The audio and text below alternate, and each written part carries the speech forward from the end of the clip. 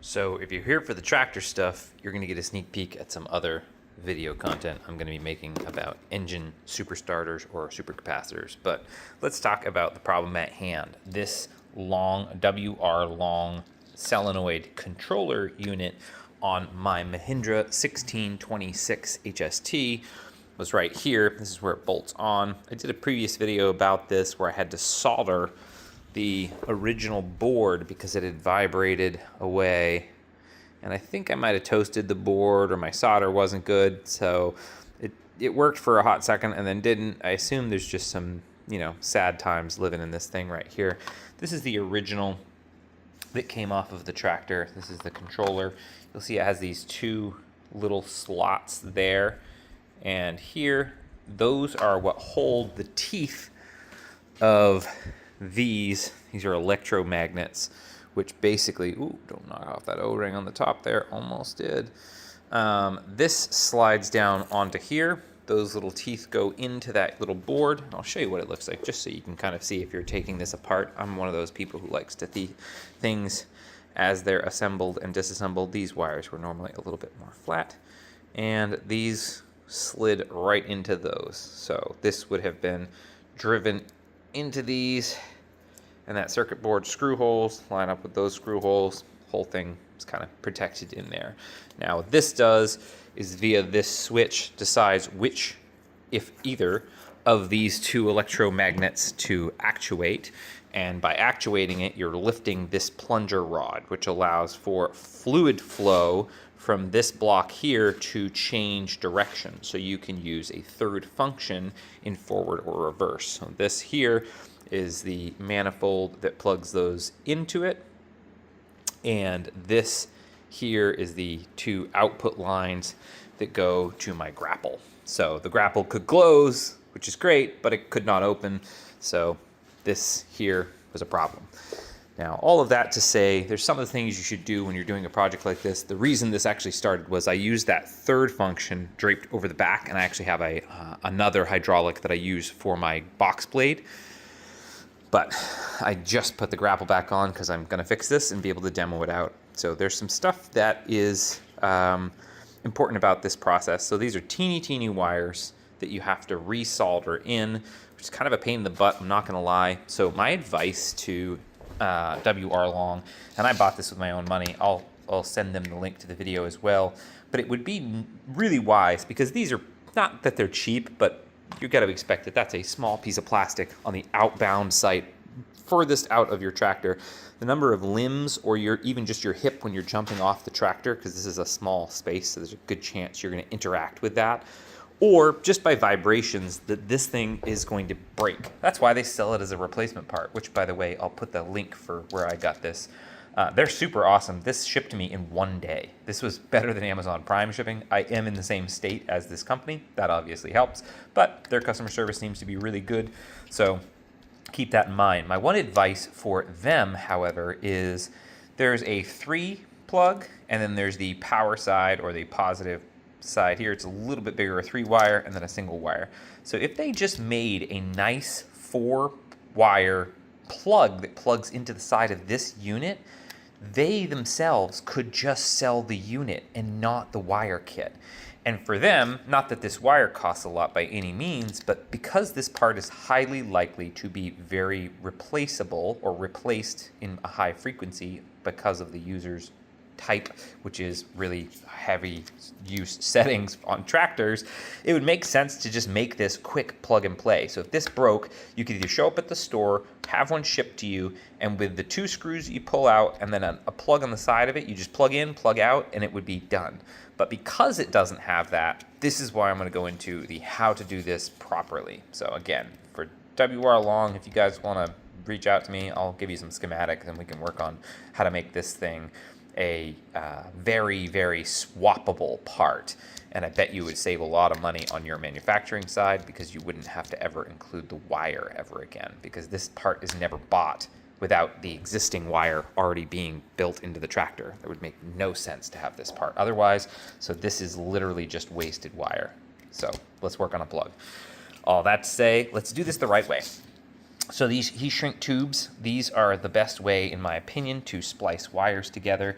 They do them in a linear fashion, so one wire goes on the other side, one the other. Then you use a heat gun to shrink that tubing onto it, starting with these rings on the actual tube, and those, when they shrink up, seal the tube, and then you heat the solder, and the solder itself will heat and then flow into the wire as it's to mesh together. I'll show you that up close, but before that even starts, another step, in my opinion, because you don't want these exposed to the elements and you want it a little bit more rigid, and the original design of this is 2 wires. I don't really need 2 wires, so I cut these off of the original, and what I'm going to do is slide on this heat shrink tube. And by the way, I'm doing this one-handed because I don't edit my film and I do everything with my phone in one hand, so pardon my inability to do this really well.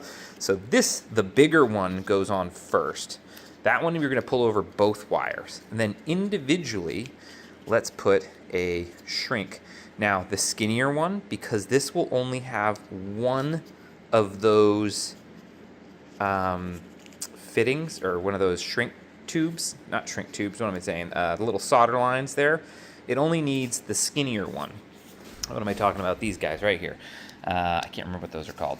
But then the bigger one of these 2, I'm putting on the one that will have the 3 little ones, because by total diameter, this set of wires will be a little bit bigger with those shrinks on it. So what I'll do is I'll slide these all the way down. I'll go back over there and start this process and shrink it and show you what this looks like connected and then shrinking on it. So there'll be a little bit of noise up ahead, so if you got headphones on, turn those down.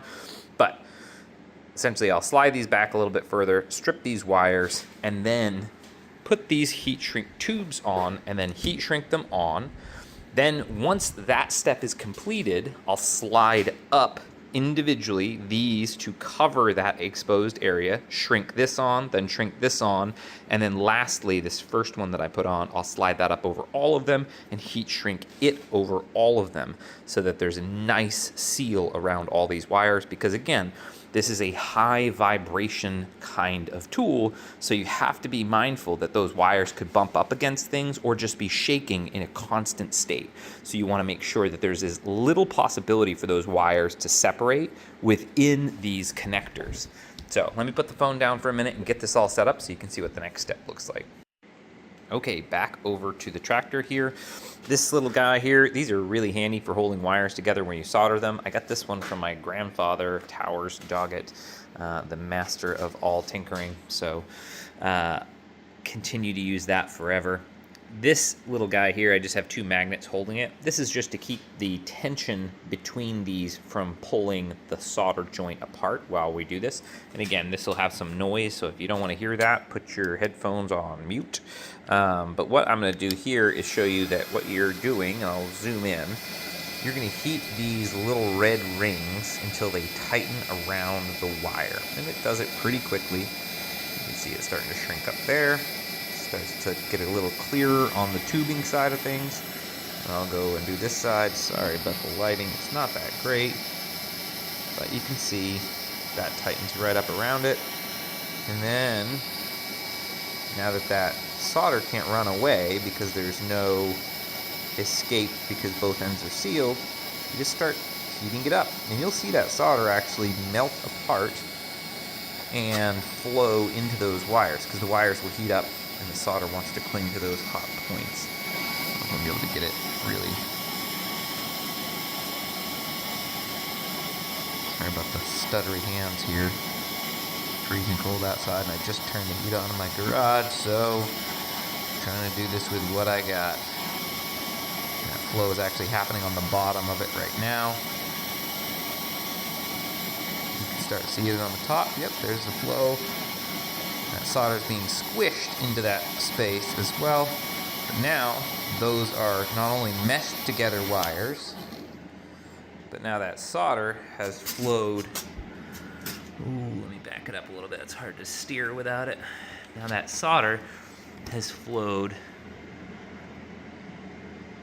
all around the wires themselves. So that is the quick little connection point, and I'll just slide up these. I actually moved these heat shrink tubings to the opposite side, so I didn't have to push this one down past the back. Now I'll slide these ones up, shrink it on there, connect all these ones, and then pull its shrink tube over them, and then pull this over all of the shrink tubes. So there's the wire shrink tubes, then there's the insulator shrink tube, and then there's the secondary insulator shrink tube. I'll put that all back together, and so this little guy will be the new module for this. And again, this would be way, way easier if that were a plug. And now with all these guys pinched up, I will do the same exercise. This one's a little bit harder to do because they're all so close together. But again, you want to just make sure the original insulation, so in this case that colored portion of the wire, is beyond the little white shrink collar, which cinches up and seals it to make sure it doesn't kind of pop apart. It just makes it a little bit more of a rigid hold. So I'm just going to do all these ones at once. You can see them all beading up nice in there. Looks like that solder's already starting to flow on some of them. Oh yeah. So again, these are super fast. I actually keep these in my vehicle at all times, because if I ever have a wire that is acting up, I can literally just cut it and splice it. And you can use a lighter for this too. I'm using a heat gun because that's the best way to do this, but you can do this with a lighter or anything that's really hot. It can get you that same nice result. Now look at that. Got all those wires are all perfectly in together. And then I'll slide up this tubing just like I did on this side, and you could barely even tell that I spliced this wire. This is a spliced wire here. This one will be a little bit thicker. So a lot of folks will actually cut these in a stagger step so that the wires are in an offset order so that all of the splices won't be in one spot. These are so small, it's not really a big deal. If they were much larger in diameter wires, I would think that that's appropriate. But here, this doesn't really make a lot of sense. Also notice this whole time my hood's been up because I disconnected the battery before doing all this. I don't want any kind of backfeed of anything going into this circuit board while I'm connecting it.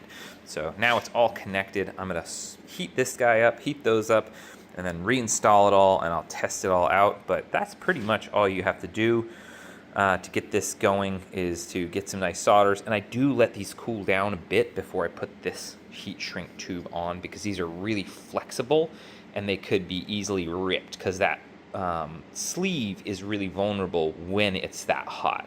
So now these are nice and cool, and I'll be able to slide that up. But if you've never used these before, I would highly recommend them. They come in large kits. I have a bunch of these things, and I've used them for a decade and a half now. They have them on Amazon, but you can get them in these giant kits, so you can get them all the way up to these nice, nearly 8 gauge or so wires, maybe in 6 or 7 gauge on that one, 6 or 4 gauge. But yeah, all of that to say, sometimes you have to do some DIY fixing to get this stuff back in motion. Let me know if your tractor has experienced this and how you've fixed that on your end.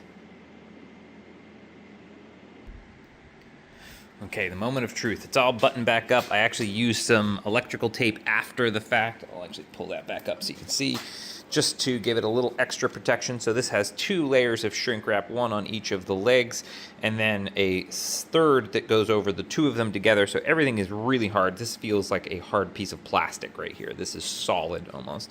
And then I wrapped it in electrical tape just to give it that final seal, because I'm a little OCD. But I just finished plugging in everything. So let's let these glow plugs warm up. A little warmer in the garage here, so it shouldn't be too bad. And let's see if we've got our buttons working. Got